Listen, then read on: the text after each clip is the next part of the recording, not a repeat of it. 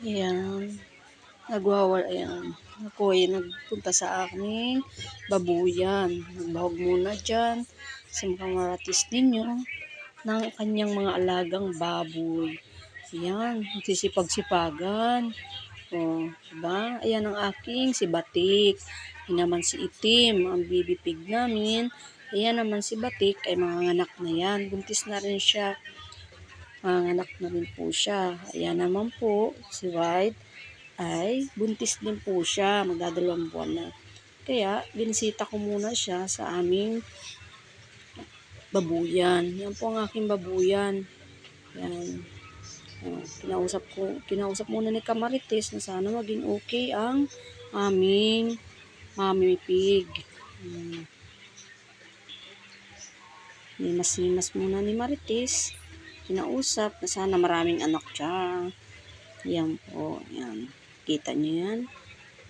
Sige. Sipag-sipagan si Marites. Yan. Kunyari siya naglilinis ng babuyan. Pero talaga sa totoo, ngayon lang talaga yan pumunta dyan at kunyari nagwalis-walisan. Para sa video ay makitang masipag. Char. Yan. Yan si Kamarites ninyo. Naglilinis kunyari ng baboy. Ayan. Dahil nagugutom pa ang ating batik-batik na baboy. Yan. Kanyo, manganak na siya. Laki na ng tiyan niya. Pangalawang anak na po, pangalawang pagbubuntis na po niya yan. Yan, nagkagulo ng video ni Marites at nabul siya ng kanyang alagang baboy. Yan, nakulangan pa sa bahog kay mga dulas pa. Kulangan po ng bahog dyan ng ating mommy pig. Ayan.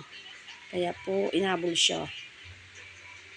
Pasensya na kayo sa aking vlog at talagang bago pa lang po ako sa aking pag-voice over. Pasok naman po tayo sa aming pinare-repair na bahay. Ayan po ang aming pinare-repair na bahay. Pinapautay-utay po namin at hindi kayang biglain.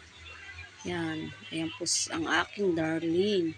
Bili siya ng merienda ng aming gumagawa. Yan. Yan po. 2 days na po silang gumagawa. Pinipinis ang mga bintana.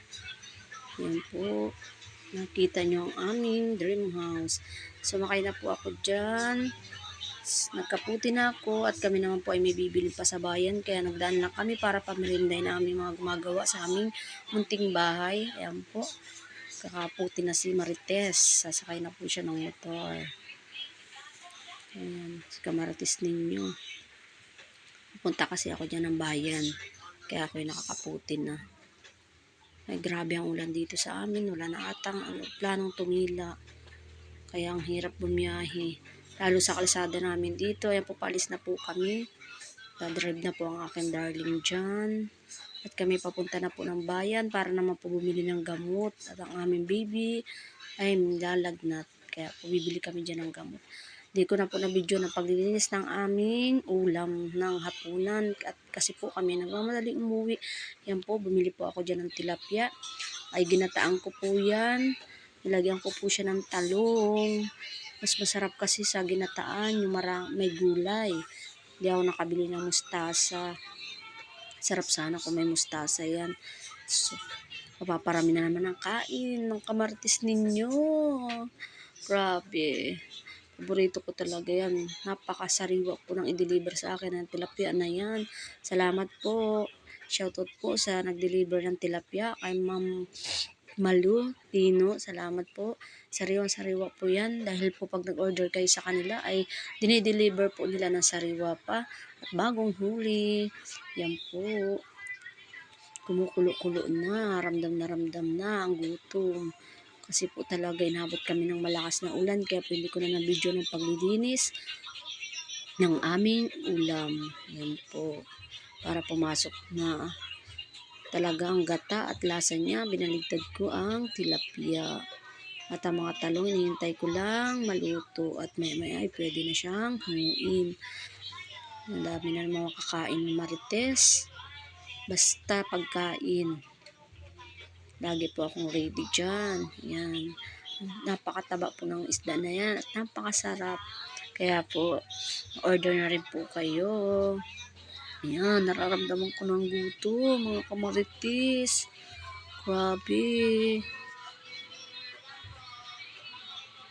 Fast forward na natin. At gutom na si kamaritis ninyo.